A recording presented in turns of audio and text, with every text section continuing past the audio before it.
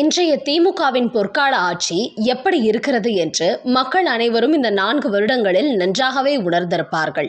10 ரூபாய் பாலாஜி என மக்களால் அன்பாக அழைக்கப்படும் டாஸ்மாக் அமைச்சர் செந்தில் பாலாஜியை 4 வருடங்களுக்கு முன்பு தான் போகும் இடமெல்லாம் கழுவி ஊற்றியவர்தான் இப்போதைய மாண்புமிகு முதல்வர் மு.க. ஸ்டாலின். அவர் மீது வழக்கு தொடர்ந்து இன்று அவர் சிறை செல்வதற்கு காரணமாக இருந்தவரே ஸ்டாலின் தான். ஆனால் செந்தில் பாலாஜி அதிமுகவிலிருந்து விலகி திமுகவிற்கு வந்ததும் மிகப்பெரிய உத்தமனாகிவிட்டார் என்பது போல ஸ்டாலின் சர்டிபிகேட் கொடுத்து விட்டார். அது மட்டுமல்ல, இதற்கு முன்பு ஸ்டாலினுடன் இருந்த திமுக தலைவர்கள் பலரையும் ஓரங்கட்டிவிட்டு செந்தில் பாலாஜி தான் நம்பர் 1 என்பது போல அவருக்கு முக்கியத்துவமும் கொடுக்க ஆரம்பித்து விட்டார். இது எந்த அளவிற்கு போறது என்றால் 2021 சட்டமன்ற தேர்தல் பிரச்சாரத்தின் போது செந்தில் பாலாஜி கரூர் பகுதியில் கூட்டத்தில் பேசும்போது, நாம் தான் இந்த முறை ஜெயிக்க போகிறோம், 11 மணிக்கு முதல்வராக ஸ்டாலின் பதவி ஏற்பார், 11:05க்கு நீங்கள் ஆற்றில் மண்ணல்ல ஆரம்பித்து விடுங்கள் என்று தங்களுக்கு பதவி அதிகாரம் கிடைத்ததுமே எப்படி மணல் கொள்ளையில் ஈடுபட வேண்டும் என வெளிப்படையாக பேசினார். அப்படி பேசும் அளவிற்கு ஸ்டாலின் அவருக்கு இடம் கொடுத்துள்ளார். அது மட்டுமா, இன்னும் எனக்கு நன்றாக சம்பாதிக்க கத்துக்கொடு என்பது போலதான் மதுவிலக்கு துறையையும் அவரிடம் கொடுத்து டாஸ்மாக் மூலமாக கோடி கோடியாக பணம் வர எல்லா வசதிகளையும் செந்தில் பாலாஜிக்கு செய்து கொடுத்தார். ஆனால் விதி நீதிமன்ற உத்தரவு மூலமாக செந்தில் பாலாஜியை தூக்கி 1 வருடம் சிறையில் வைத்துவிட்டது. இந்த விஷயத்தை இப்போது சொல்வதற்கு காரணம் இருக்கிறது. புரட்சி தலைவர் எம்ஜிஆர் திமுகவிலிருந்து விலகி புதிதாக கட்சி ஆரம்பித்த பிறகு அவருடன் திமுகவை சேர்ந்தவர்களே நிறைய பேர் உடன் வந்தார்கள். அதன் பிறகு எம்ஜிஆர் சில இடைத்தேர்தல்களை சந்தித்து தொடர்ந்து வெற்றி பெற்றார். பின்னர் தமிழகத்தின் முதல்வராகவும் ஆட்சி கட்டிலில் ஏறினார். அந்த சமயத்தில் அவரது வெற்றி தமிழகத்தில் மட்டுமல்ல, இந்தியாவிலேயே மிகப்பெரிய அதிர்வலைகளை ஏற்படுத்தியது. அது மட்டுமல்ல, உலக அளவில் கூட எம்ஜிஆரின் புகழ் மிகப்பெரிய அளவில் பரவியது. அந்த சமயத்தில் அமெரிக்காவின் தலைசிறந்த பல்கலைக்கழகங்கள் தமிழகத்தின் முதல்வராக இருந்து எம்ஜிஆர் ஆற்றி வந்த செயல்பாடுகளை அறிந்து அவரை பேச வருமாறு அமெரிக்காவிற்கு அழைத்திருந்தன. அந்த வகையில் அமெரிக்காவில் சிகாகோ, கலிபோர்னியா, பென்சில்வேனியா போன்ற பல்கலைக்கழகங்களின் அழைப்பின் பேரில் அமெரிக்காவுக்கு சென்றார் எம்ஜிஆர். அங்கே உள்ள தமிழ் சங்கங்களின் சார்பில் மட்டுமல்ல, பல அமெரிக்கர்களின் சார்பிலும் எம்ஜிஆருக்கு மிகப்பெரிய வரவேற்பு கொடுக்கப்பட்டது. அந்த சமயத்தில் எம்ஜிஆர் அங்கு இருந்தவர்களிடம் கேள்வி பதில் உரையாடல் நடத்திய போது தன்னுடைய எண்ணங்களை பகிர்ந்து கொண்டார் எம்ஜிஆர். அதை கேட்டால் நீங்கள் எல்லாம் சிலிர்த்து விடுவீர்கள். அப்படி என்ன பேசினார் தெரியுமா?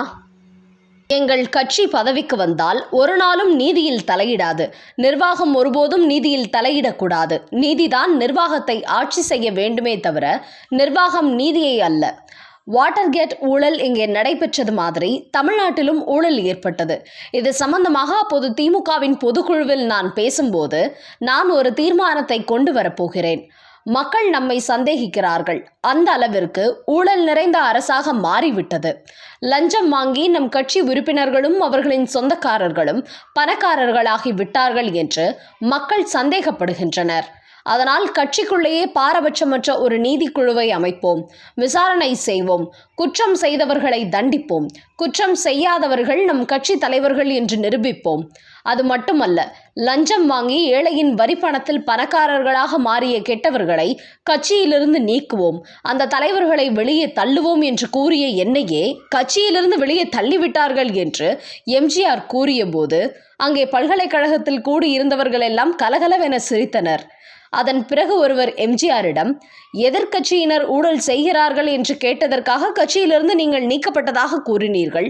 ஆனால் அந்த கட்சியில் இருக்கும் வரை ஊழல் பேர்வழிகளாக இருந்தவர்கள் உங்கள் கட்சிக்கு வந்ததும் புனிதமானவர்கள் ஆகிவிடுவார்களா? உதாரணத்திற்கு K.A. மதியழகன் எதிர்க்கட்சியிலிருந்து வந்துள்ளாரே, அது பற்றி சொல்லுங்கள் என்று ஒரு கிடுக்குப்பிடி கேள்வியை கேட்டார். அதற்கு பதிலளித்த எம்ஜிஆர், எங்கள் கட்சியில் அவர் சேர வந்தபோது சில நிபந்தனைகளை விதித்தோம், அதற்கு அவரும் கட்டுப்பட்டார். மேலும் அவருக்கு எந்த பொறுப்பும் தரவில்லை. உறுப்பினராக வந்தார், உறுப்பினராகவே போனார் என்று கூறினார். ஊழலற்ற அரசாங்கத்தை நீங்கள் எப்படி நிறுவ முடியும் என்று ஒரு கேள்வி அவரிடம் கேட்கப்பட்டது.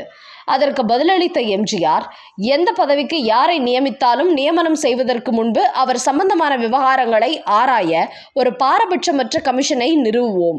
அது ஒரு ஓய்வு பெற்ற நீதிபதியின் தலைமையில் இயங்கும். அவர்கள் மீது எவ்வித குற்றங்களும் இல்லை என நிரூபிக்கப்பட்ட பின்பு அவர்கள் பதவியில் நியமிக்கப்படுவார்கள். குற்றவாளி என சந்தேகம் இருக்குமானால் வழக்கு நீதிமன்றம் செல்லும்.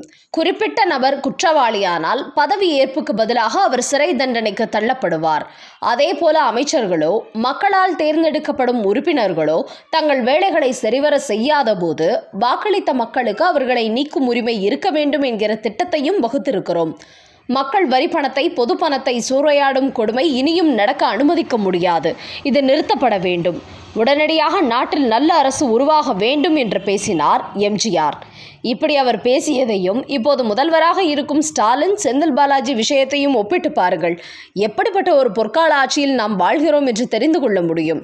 இதையெல்லாம் முன்கூட்டியே உணர்ந்துதான் எம்ஜிஆர் ஒரு தீர்க்கதரிசி போல அப்படி பேசியிருப்பாரோ என்று நினைக்க தோன்றுகிறது. ஆனால் ஒன்று, இனி எம்ஜிஆர் வரமாட்டார். அந்த ஆண்டவன் தான் நம்மை காப்பாற்ற வேண்டும்.